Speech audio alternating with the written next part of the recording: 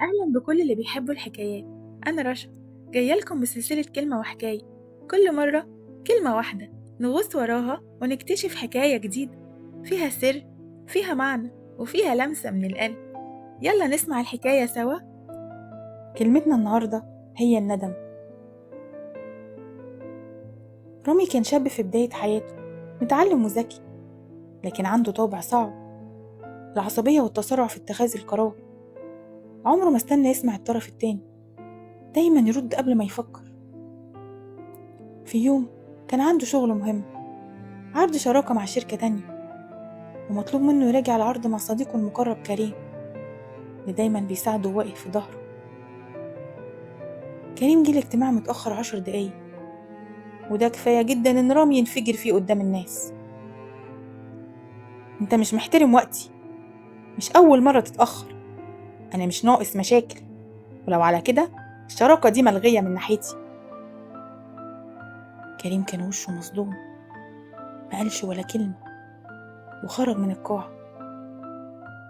بعدها الاجتماع فشل، ورامي لما هدي شوية حس بحاجة غلط، بدأ يفكر. كريم عمره ما خذلني، عمره ما اتأخر قبل كده، طب يمكن حصل له حاجة؟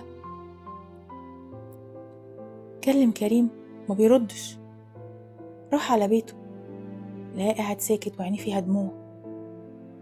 قال له كريم بصوت هادي: أمي كانت تعبانة قوي وكنت بنقلها المستشفى، قلت أخلص والحق الاجتماع عشان ما أخرجش، لكن واضح اللي بينا أضعف من 10 دقايق تأخير. ساعتها رامي حس بحاجة تقيلة خبطت في قلبه، ندم، زي نار بتيجي على كل لحظة غلط قلنا فيها كلمة جارحة.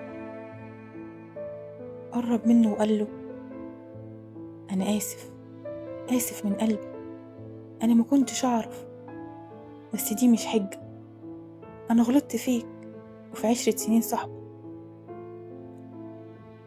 كريم سكت شوية وقال: سامحتك، بس خليك عارف إن الكلمة لما تخرج ما بترجعش، وأوقات الندم ما بيعالجش كسر القلب، لكن بيعلمنا من تاني نحسب حساب الكلام قبل ما نرميه.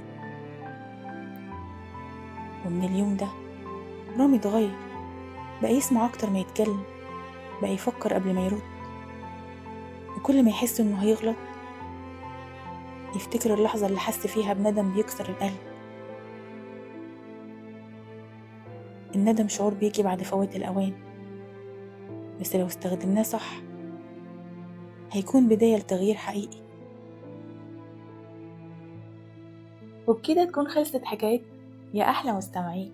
لو عجبتكم الحكاية شاركوها مع اللي بتحبوها، واعملوا لايك واشتراك وفعلوا زر الجرس علشان توصل لكم كل حكاياتنا. استنوني في حكاية وكلمة جديدة، لحد ما ارجع لكم. خدوا بالكم من نفسكم، مع السلامة.